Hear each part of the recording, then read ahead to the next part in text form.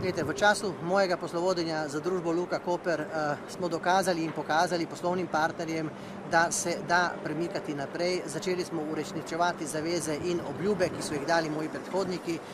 Poglobili smo iz 11,4 na 13 metrov globine, pridobili za 1,1 meter večji dovoljen ugrez, kar pomeni ob vsakem vplutju z ladjo, na vsaki ladji 1800 tevsov v prihodu in 1800 tevsov ob izhodu, kar pomeni 3600 tevsov po posamezni ladji, in to zaenkrat na srečo zadostuje z temi ladjami, s katerimi ladjarji prihajajo v Luko Koper, do seveda formiranja P3, se pravi družb, ki po sestavi Maerska, MSC-ja in CMA-ja.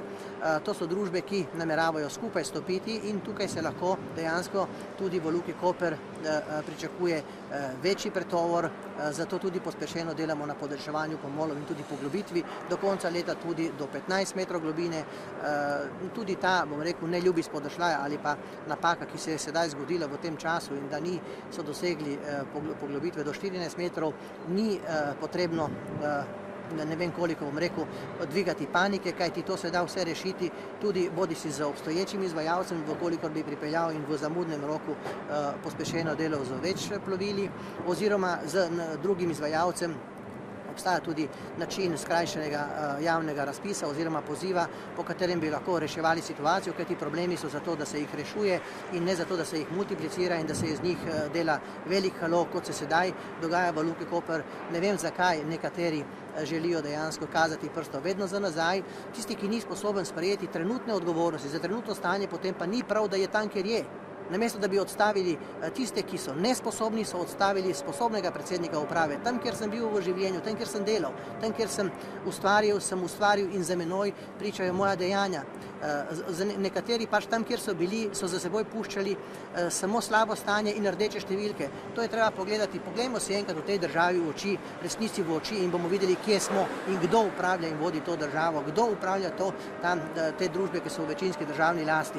To, da se je zgodilo v Luki Koper, da v tem času niso poglobili na globino 14 metrov, je treba pripisati nobenemu drugemu kot sedanji upravi, ki sedaj vodi, ker takrat nihče ni razmišljal. Takrat nihče ni razmišljal, komu zaupa, komu prepušča vodenje oziroma krmilo družbe, ki je izjemnega pomena za razvoj regije in države.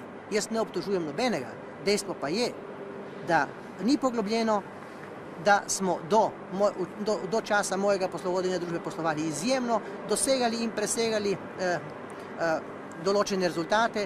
Poslovni načrt smo presegli tako v pretovornem smislu kot v prihodkovnem. Pričeli smo z zmanjševanjem stroškov, kar je nesporno tudi ugotovljeno na seji nadzornega sveta. Skratka, v 6 mesecih smo dosegli podvojitev kapitalske vrednosti družbe za skoraj 130 milijonov evrov. In kaj še lahko očitajo?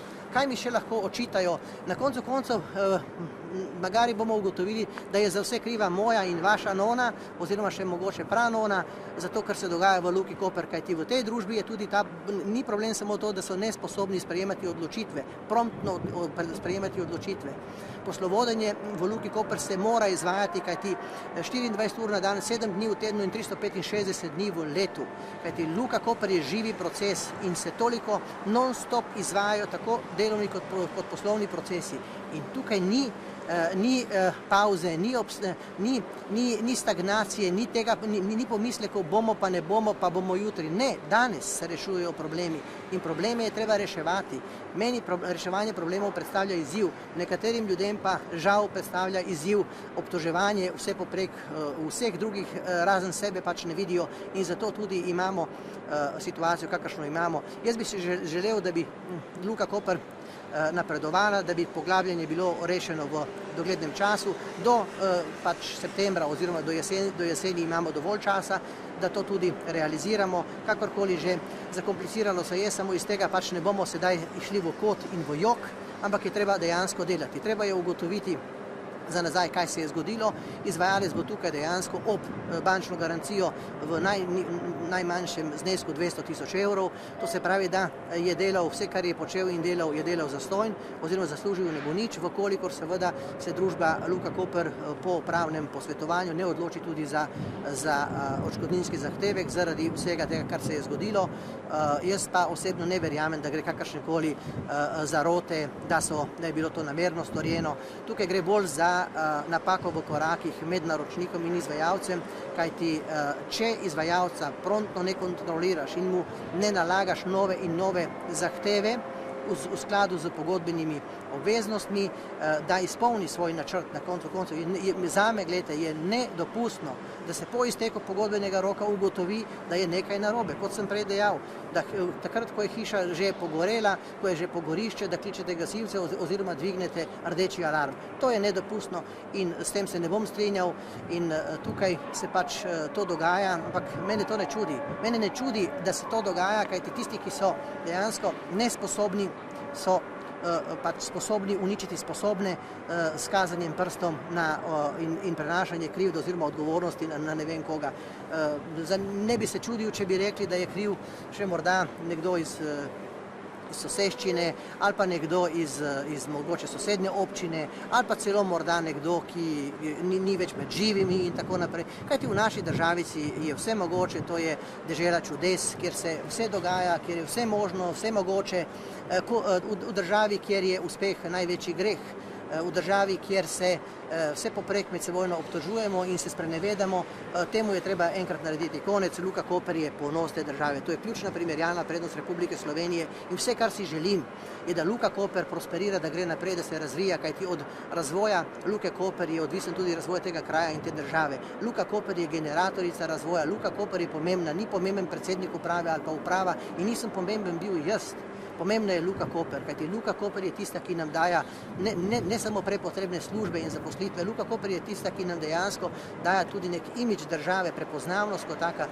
Luka Koper je edino tovorno pristanišče v državi Sloveniji, mi nimamo več pristanišč in tega bi se morali bolje zavedati, kajti Luka Koper niso samo pomoli in seveda skladišča znotraj carinske ograje. Luka Koper je povsod tam, dokoder nas povezuje tako morska kot kopenska, predvsem železniška infrastruktura do zalednih tržišč srednje in vzhodne Evrope, kjer so gospodarstva odvisna tako v izvozni kot v uvozni smeri od dnevnih prekomorskih dobav in tega se zavedam, jaz sem se zavedal takrat, se zavedam danes in tega se zavedati morajo prav vsi, ki tukaj v Luki Koper delajo, služijo svoj kruh in seveda tudi zadovoljujejo potrebe naših poslovnih partnerjev.